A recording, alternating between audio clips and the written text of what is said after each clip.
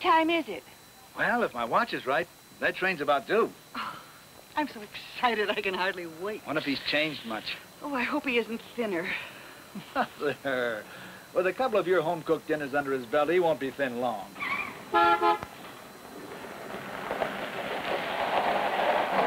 There's our son making his usual quiet entrance. Maybe we should pretend we don't know him.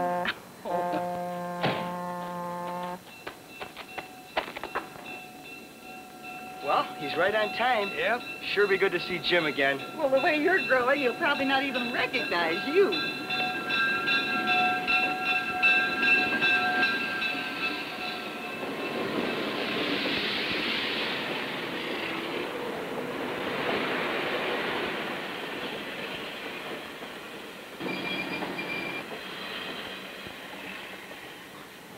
Hi, Jim.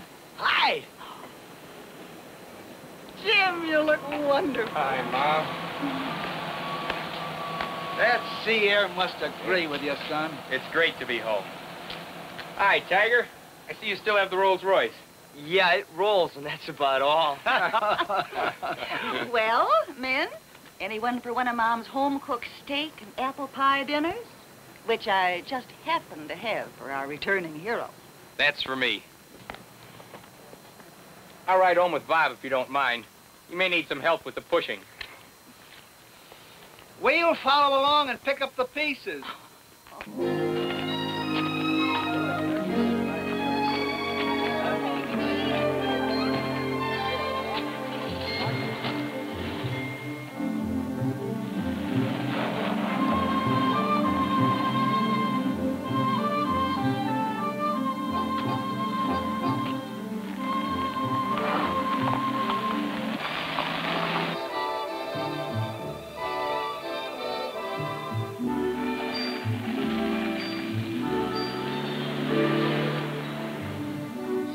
By the way, Mom's been telling me in her letters about this rocket thing you've got going.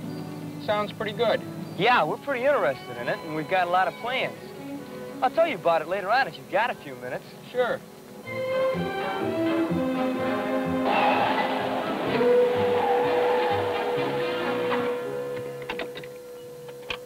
Surprise, we made it. Hey, that's Sally. Yeah. Hang on, I'll be right back. Hey, Sally. Hi. Hi, Jim. Your mom said you were coming home today. Where are you going? Downtown. Gee, I haven't seen you in a long time. You sure have changed. Have I? Oh, boy.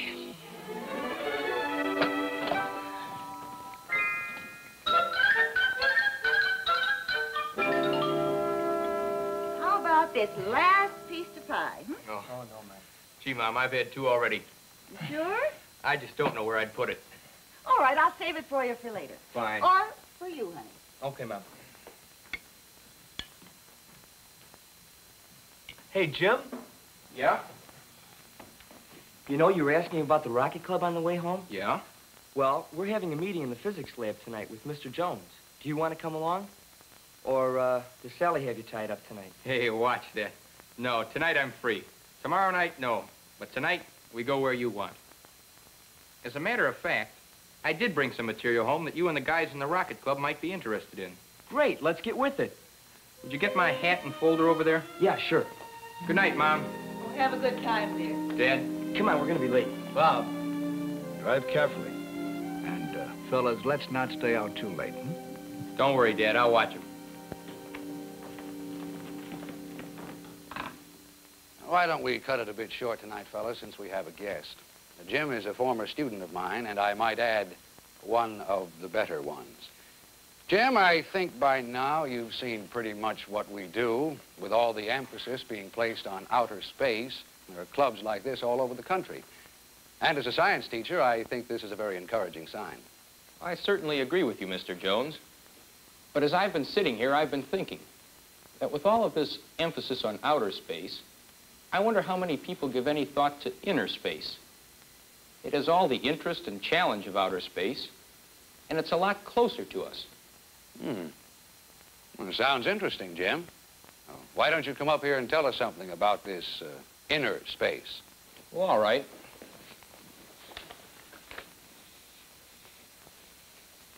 I'm sure you all know that 2/3 of the Earth's surface is covered by water.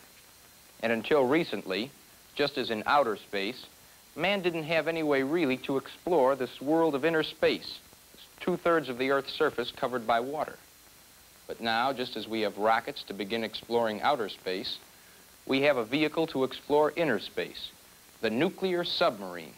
As I mentioned to my brother Bob earlier this evening, I brought along some material I thought you might be interested in. Conventional submarines are limited in range and length of time they can stay submerged. And for this reason, they were never able to explore inner space to any great extent. But then man tapped a new source of energy, the atom. This made possible the nuclear submarine. And for the first time in history, man could go far enough, deep enough, and stay down long enough to explore this whole new world right here on our own Earth. The Nautilus, the first nuclear-powered submarine, made scientific history. The harnessing of the atom meant the end of dependence on surface oxygen. Submarines no longer needed to surface frequently, and that meant they could make all kinds of breakthroughs in undersea exploration.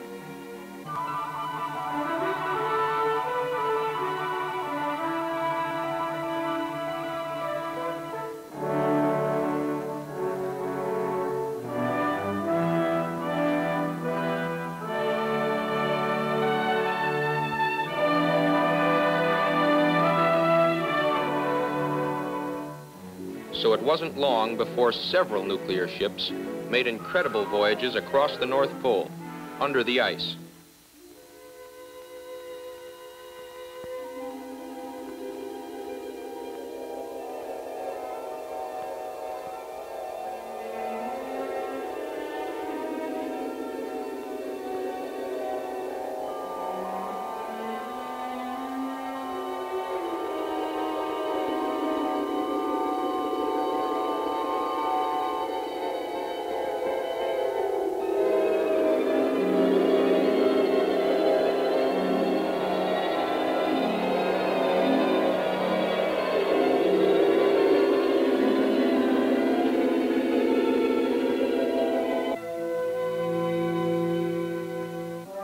The Triton sailed completely around the world, along the same route which once saw the tiny wooden ships of Magellan's fleet. But the Triton went Magellan one better. She sailed completely around the world underwater and came home in 80 days, whereas Magellan took almost 3 years. And these are just the early adventures in inner space. We've still got worlds and worlds to discover. Lands as remote as Venus or Saturn, hidden under tons of water for centuries. Well, I guess I've been getting a bit wound up in it, but it's been quite an experience for me so far. Yes? Jim, when did you first decide to go into submarines? Well, I guess it all started about 3 years ago. If you'd like, I'll give you an idea of how it happened. As I said, it all started about 3 years ago, when I was about to graduate from this very high school. As much as I wanted, I realized I wasn't going to be able to go on to college. What with the business reverses Dad had been having recently. Like you fellows, I was interested in science and had done pretty well in it. I had heard something about a nuclear power program the Navy had, and since I was looking for an opportunity to get into a field where a fellow with my interests could learn and advance, I thought I'd look into it. So I dropped around to the post office.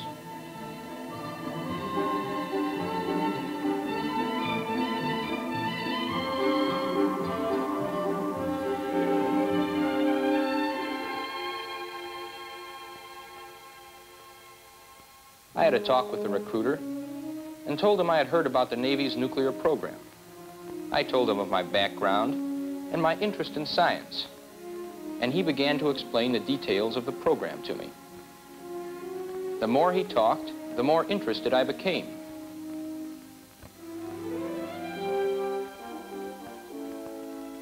A few days later, after I had time to think about it and made up my mind, I had the recruiter over to talk to Mom and Dad. I like the idea that Jim will be getting such wonderful technical training. Yes, Mr. Evans. With Jim's aptitude in the scientific field, which we can certainly see from his high school grades, I think the Navy's nuclear program would be ideal. But are you sure it's what you want to do, Jim? It's just what I want, Mom. Why, nuclear energy is the coming thing, and this way I can get in on the ground floor. I'll be getting the best practical education in the world, not just textbook stuff. The Navy is actually using nuclear energy now. I'm sure I'll have a real future in this field, Mom. Sounds very good, son. Are you sure you can qualify? I'm going to do my best. Well, it's kind of up to you folks at this point, but with your permission, we'll find out. Well, we found out, and I qualified. I joined the Navy and went to boot camp.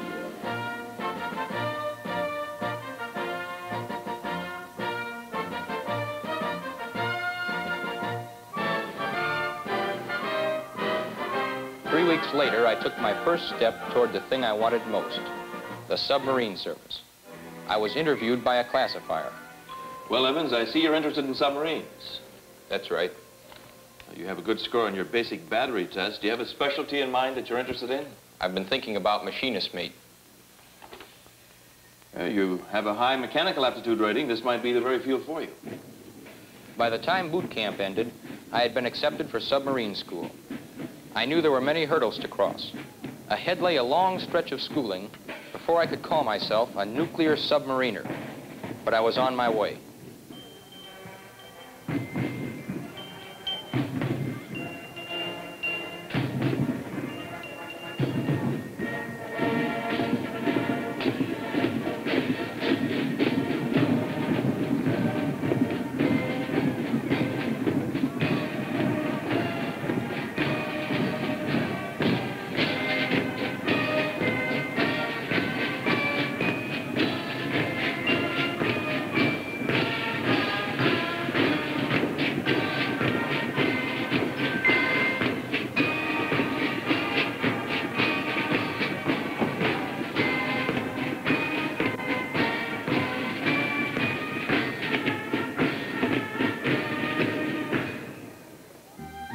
Machinist mate school. This was one of the most critically needed ratings in the nuclear program, along with electrician mates and electronic technicians. That meant we would have excellent chances for advancement.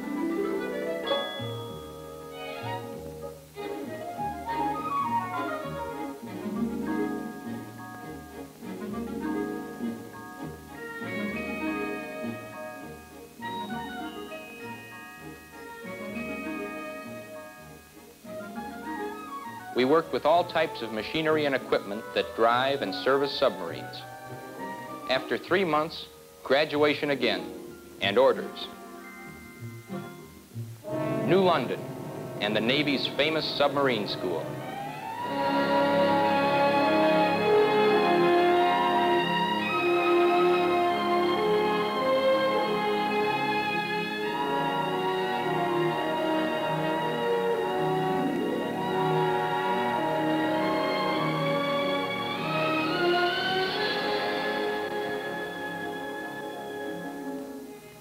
The home of submariners since the beginning of the submarine service.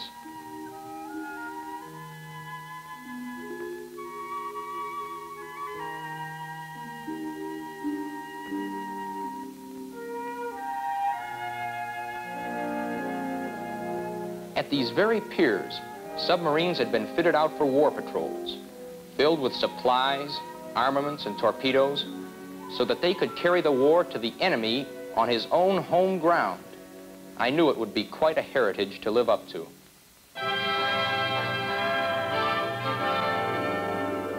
At New London, you study and study hard because there's a lot to learn. The Navy has come a long way from the days of wooden frigates and iron men. Today it's radar, nuclear power, and electronics.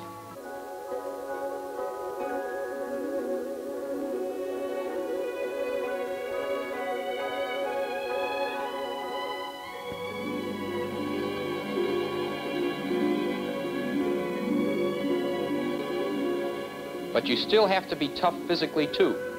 Since you're going to be an amphibious animal, you need to learn everything you can about this new environment in which you're going to exist.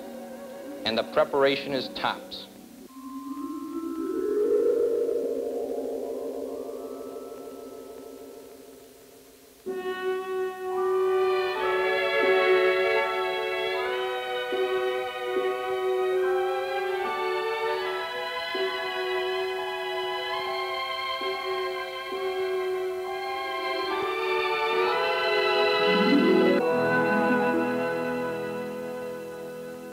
finally sea duty on my first boat. Not a nuclear boat yet, a conventional submarine. But it gave me my first taste of real salt spray.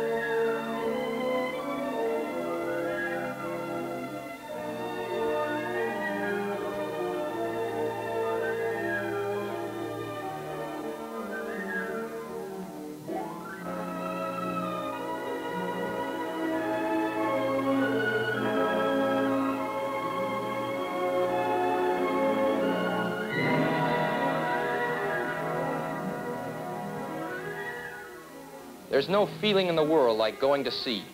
The waves reaching to the horizon, the feeling of going places.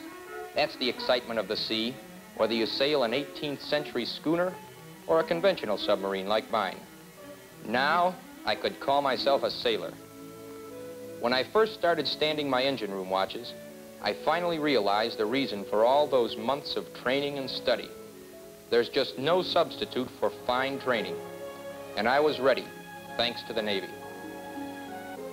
Later on, I stood watch at the diving planes as we took her down. Boy, if you think that isn't a thrill.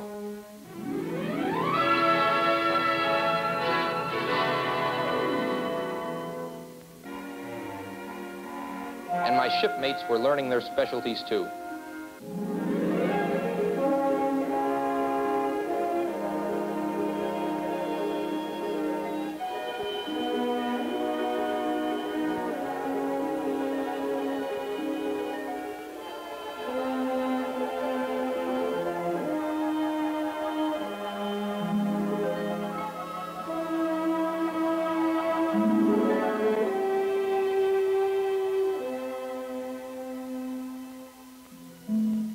By the time I finished my first cruise, this was really my ship. And before long, I qualified for the emblem which sets you apart in the Navy as a member of the Silent Service, the dolphins of a submariner, and in the process, the stripe of a third-class petty officer.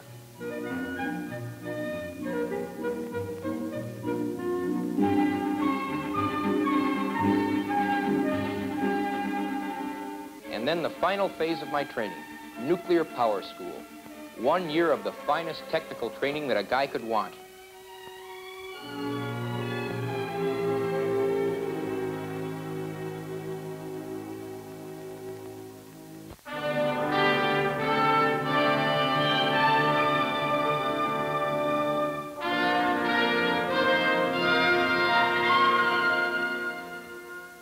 Math, physics, reactor principles, thermodynamics.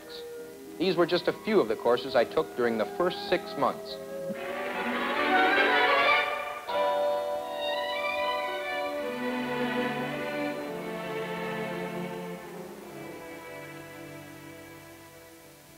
My textbooks were packed with the information scientists and scholars had spent years to discover. I realized I was getting a fabulous education about the world of the future.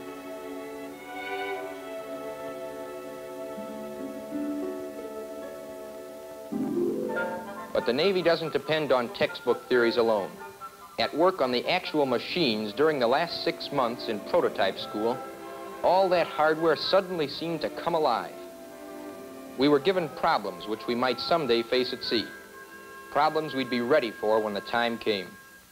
The training, the education, sea duty on a conventional sub, actual operations of nuclear machinery, all had prepared me for the moment no nuclear sailor can forget. The first glimpse of his own boat. Machinist mate Jim Evans, reporting for duty, sir.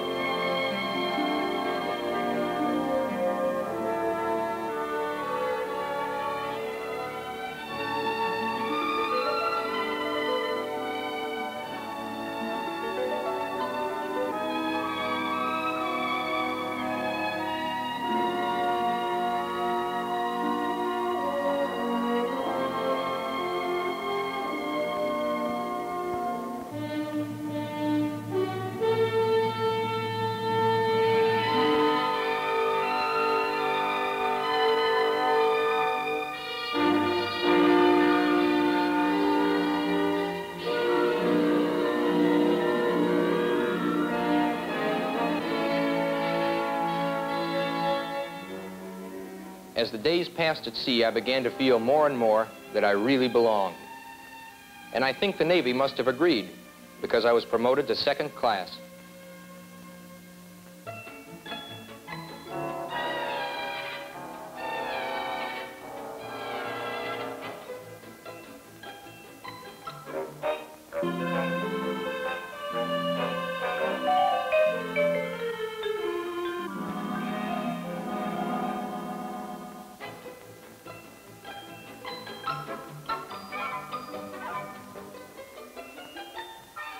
Sometimes there was horseplay and laughs, but there was a serious side too.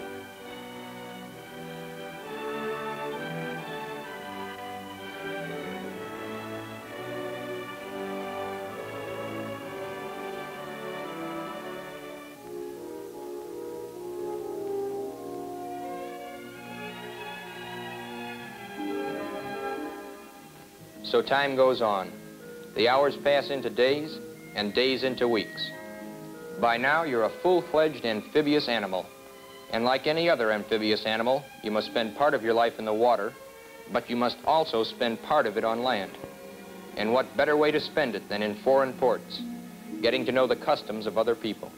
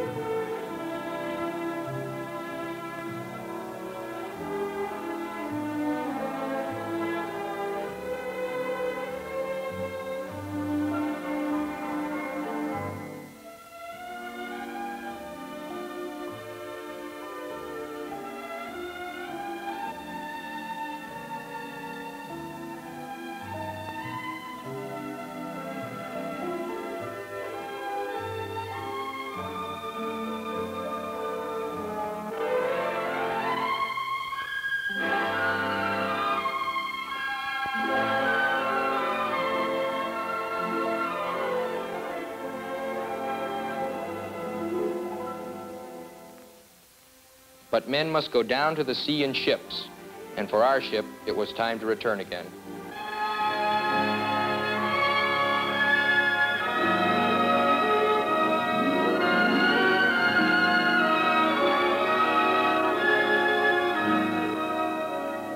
Our ship had been called the ultimate weapon. Back to work in a world that's slowly but surely giving up more of its mysteries. A world that's the natural habitat for all submarines, conventional, nuclear, and the FBM, the Fleet Ballistic Missile Submarine that's armed with the most formidable weapon yet devised for the defense of the free world. the Polaris missile, a triumph of American science, all packed into one weapons system that you can't even see.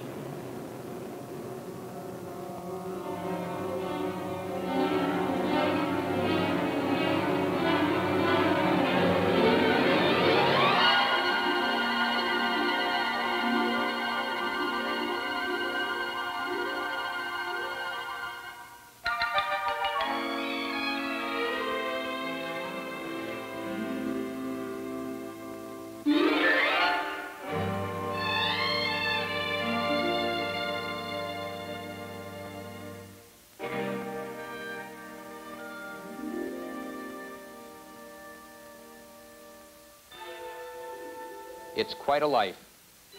You really are home, Jim Evans. Well, that's about how it happened, fellas. Jim, it's really encouraging to me as a teacher seeing one of my students going into a program like this. And it's wonderful that such opportunities do exist for young men like you. And in time for fellas like our group here this evening. That certainly opens up a whole new area that I never thought about before. That's right. Jim, what do you say we set up malts for these hungry rocketeers or hungry future submariners? Good idea. Hey, Jim. Yeah? You gonna have a submarine sandwich with your malt?